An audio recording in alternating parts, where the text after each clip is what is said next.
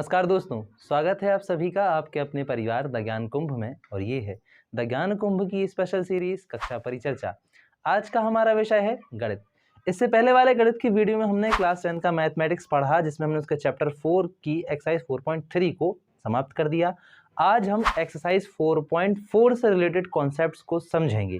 तो चलिए बिना किसी समय की बर्बादी के शुरू करते हैं आज की क्लास। तो ज़्यादा टाइम ना वेस्ट करते हुए सीधे अपन कॉन्सेप्ट पे आते हैं। तो एक्सरसाइज 4.4 का कॉन्सेप्ट क्या है? कॉन्सेप्ट है नेचर ऑफ रूट्स। जी हाँ, अब अभी तक अपन जितने भी रूट्स निकालते आए हैं, सीधे सीधे हमें एक इक्वेशन रखी हुई मिली, हमने उसको किसी न किसी मेथड से सॉल्व किया, या कोई सिचुएशन थी जिसको हमने इक्वेशन में तब्दील किया, फिर उसके बाद उसको सॉल्व किया, है ना। लेकिन यदि कोई ऐसी इक्वेशन आ जाती है ना, जिसको हम सॉल्व करें लेकिन वो सॉल्व ही ना हो, ऐसा कभी कभी हो जाता है, ठीक है। तो इसी परेशानी का हल है नेचर ऑफ रूट्स, है ना। नेचर ऑफ रूट्स तीन तरह के होते हैं कि किसी इक्वेशन के जो रूट्स होते हैं, या तो वो एग्जिस्ट करते हैं, यदि उसके एग्जिस्ट करते हैं जो जिनको हम सॉल्व कर पाते हैं, तो उनको हम बोलते हैं रियल रूट्स, है ना, या कहें वास्तविक मूल। हिंदी में कहें तो कहते हैं वास्तविक मूल, ठीक। और यदि किसी इक्वेशन के या किसी समीकरण के जो मूल हैं या रूट्स हैं वो एग्जिस्ट नहीं करते हैं, ठीक, और ऐसी सिचुएशन को हम कहते हैं कि नो रियल रूट्स एग्जिस्ट, यानी कि कोई वास्तविक मूल नहीं है, ओके। और इसके बाद जो थर्ड सिचुएशन आती है वो आती है कि दो रूट्स निकल के आते हैं और दोनों बराबर निकल के आते हैं, है ना। तो ऐसी सिचुएशन को हम बोलते हैं टू इक्वल रूट्स, या कहें दो बराबर समान मूल हैं, ठीक है। ये तीन सिचुएशन निकल कर आती हैं किसी भी समीकरण के लिए। तो अपन बता सकते हैं कि उनके हम रूट्स निकाल सकते हैं या नहीं निकाल सकते। अब ये नेचर ऑफ रूट्स, इतनी सारी बातें मैंने जो कर दी हैं, ये निकालने का एक शॉर्ट तरीका भी है। ऐसा नहीं कि हम सॉल्व करने बैठ जाएं, ठीक है। अब हम सॉल्व करने बैठे और फिर बीच में पता चले कि उसका तो निकल ही नहीं रहा, है ना। तो इसी समस्या से बचने के लिए एक चीज होती है जिसको बोला जाता है डिस्क्रिमिनेंट। हिंदी में कहते हैं विविक्त कर, ठीक। विविक्त कर, इसको डिनोट किया जाता है डी से। ये जो कैपिटल डी है इसको डी से डिनोट किया जाता है, और इसका फॉर्मूला होता है बी स्क्वायर माइनस 4ac। किसी भी इक्वेशन में मान लीजिए कोई एक quadratic equation ax square plus B X plus C is equal to 0 है ना। तो हम ए बी सी की वैल्यूज डिस्क्रिमिनेंट में रखेंगे। यदि डिस्क्रिमिनेंट की वैल्यू 0 से बड़ी आ जाती है, तो ऐसी स्थिति में इस इक्वेशन के जो रूट्स रहेंगे वो दो अलग अलग रूट्स रहेंगे, यानी कि वास्तविक मूल रहेंगे। इसके वास्तविक मूल या रियल रूट्स होंगे, है ना। कब? जब डी की वैल्यू 0 से बड़ी आए, या प्लस का कोई नंबर है, प्लस 1 2 3 4 5 6 कोई सा भी, है ना, प्लस में आना चाहिए बस, ओके। अब यदि मान लीजिए कि डी की वैल्यू 0 से कम आ जाती है, 0 बढ़ा जाता है ना, यानी कि माइनस का नंबर आ जाती है, तो ऐसी स्थिति में कोई मूल नहीं होगा, या कहें नो रियल रूट एग्जिस्ट, ठीक है।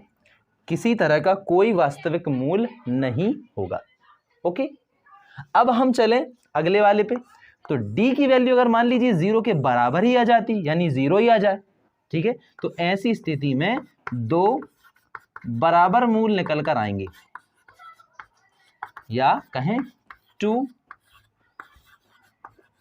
इक्वल रूट्स, ठीक है।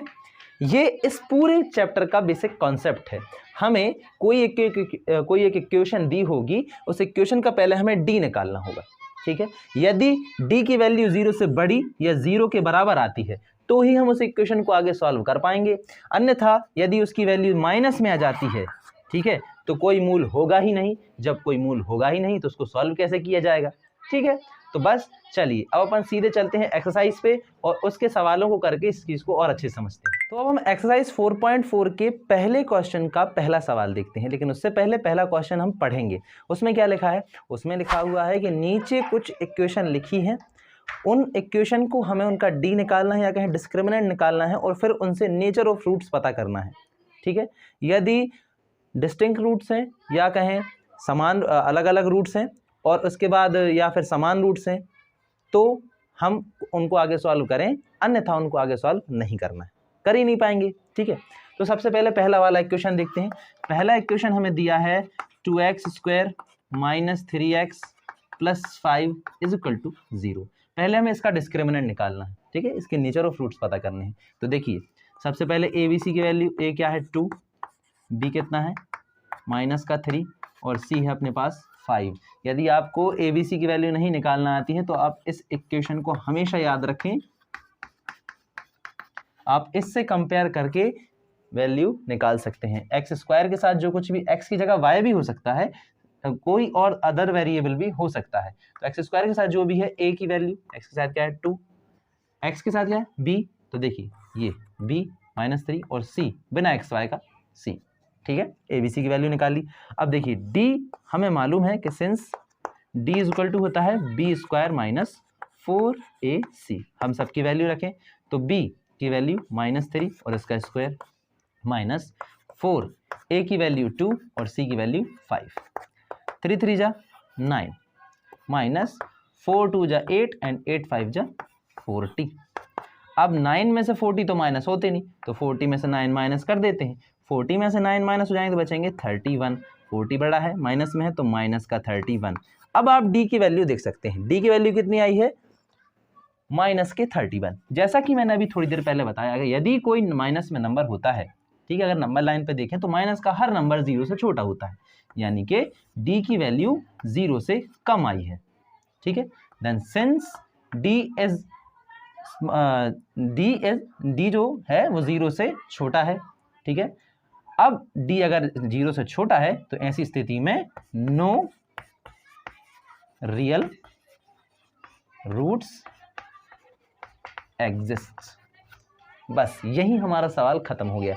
यदि 2 डिस्टिंक्ट रूट्स होते, 2 अलग अलग रूट्स निकालने होते, या 2 इक्वल रूट्स आ जाते, या कहें कि d की वैल्यू या 0 आ जाती या 0 से बड़ी आती, तो फिर हम इसको आगे सॉल्व करते।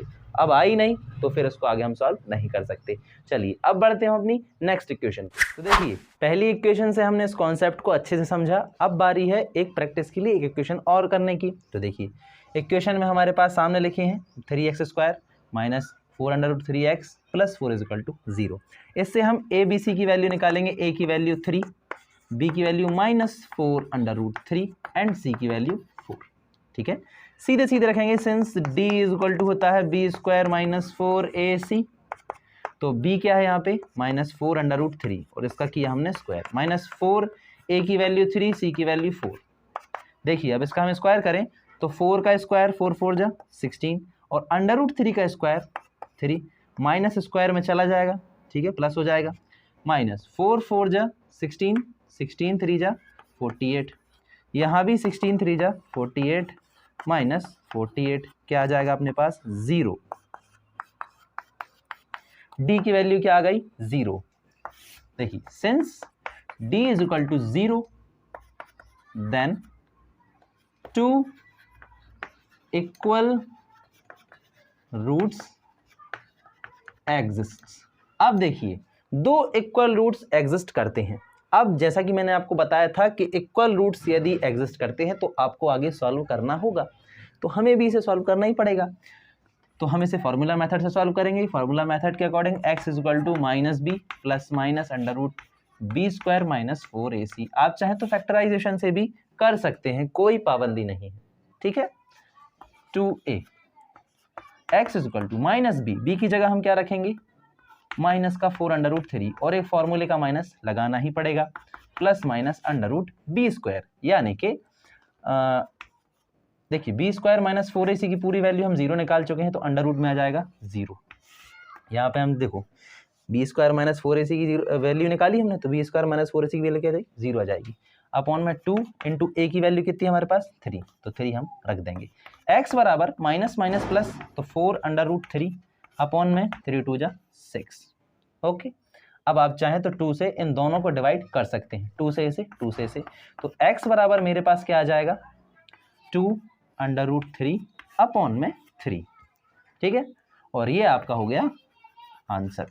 2 इक्वल रूट्स हैं, यानी कि पहला रूट भी यही है और दूसरा रूट भी यही निकलेगा। उम्मीद है आपको ये अच्छे से समझ में आ गया होगा। तो आज की वीडियो के लिए बस इतना ही। उम्मीद करते हैं आपको आज की वीडियो पसंद भी आई होगी और समझ में भी आई होगी। यदि पसंद आई है तो इसे लाइक कर दीजिए, अपने अधिक से अधिक दोस्तों के साथ इसे शेयर कर दीजिए और ऐसे ही कंटेंट के लिए हमारे चैनल द ज्ञान कुंभ को सब्सक्राइब भी कर दीजिए। धन्यवाद।